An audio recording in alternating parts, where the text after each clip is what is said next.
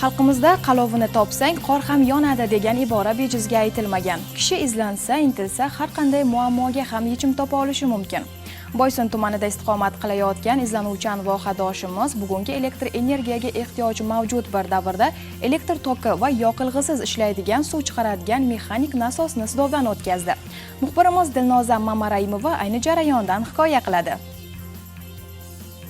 Boysun tumanidagi Munchoq qishlog'i hududidan Sherobod daryosi oqib o'tadi. Biroq daryo o'zani 20-25 metr chuqurlikda bo'lgani sababli ushbu hudud aholisi tomorqalarni sug'orish uchun elektr toki yoki boshqa yoqilg'i turlarida ishlaydigan nasoslardan foydalanib kelishadi. Bu esa ortiqcha elektr energiya va mablag' sarflanishiga sabab bo'ladi. Munchoqlik izlanuvchan vohadoshimiz Shaydulla Turopov bu muammoga yechim sari izlandi va yaqinda mexanik usulda suv chiqarish qurilmasi orqali sug'orish tizimini yo'lga qo'ydi.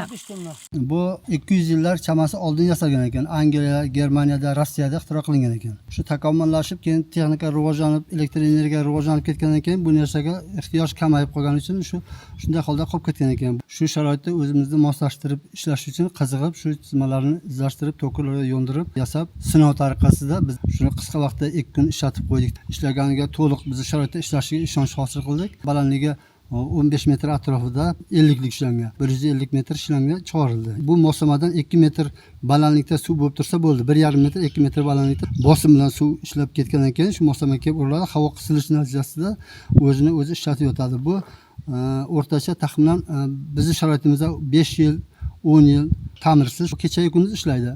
Buning afzalligi shu 32 lik yoki 50 lik turbaga chiqargandan keyin sotkasiga hisoblab ko'rdik. 32 sekundda 20 litr, 1 minutda 40 litr suv chiqaradi. Demak, buni sotkaga aylantiradigan bo'lsak, 50 necha tonnaga chiqib ketadi ekan. 2 sotka ishlatib qo'ysak, ikkita hovuzda yoki kilyonkada oddiy hovuz qilinadigan bo'lsa, katta ventil bilan bir necha gektar joylar suvlab olsa bo'ladi. Faqat jildirab turgan ozroq og'adi, lekin doimiy oqgani uchun bemalol suv to'plab tejasak bo'ladi. Qahramonimizning aytishicha, bunday usulda sug'orish tizimini yo'lga qo'yish birinchidan xavfsiz, ikkinchidan iqtisodiy tomondan mablag' tejaydi, uchinchidan esa ekologiyaga hech qanday zarar keltirmaydi. Bu ekologik toza, yoqilg'isiz ishlaydi.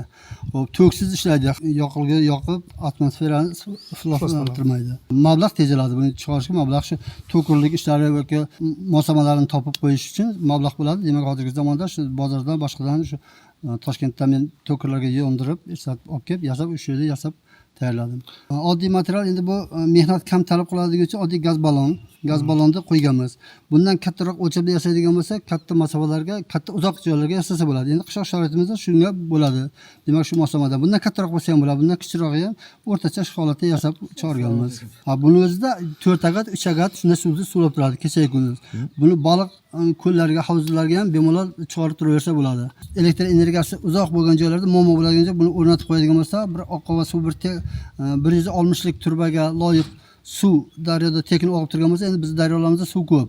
Agar shunday kamroq soylarda 150 lik diametrdagi turbalarda bemalol foydalansa bo'ladi. Bu g'oya endi elektr energiyani hozir davlatimiz tejab muammo bo'layotgani uchun barcha O'rta Osiyo xalqida jahonda elektr energiyasi tanqislik bo'layotgan paytda shu elektr energiyasi barham hissamizni qo'shish maqsadida qishloqlarda ham shuni o'rnatib foydalanish istagi tug'ildi menda. Shu bo'yicha izlanib shuni yasab endi sinovdan o'tkazdik. Xullas, har jihatdan samarali bo'lgan mexanik qurilma orqali nafaqat aholi tomorqalarini, hattoki bir necha gektardan iborat bo'lgan yer maydonlarini ham sug'orish imkoniyati mavjud.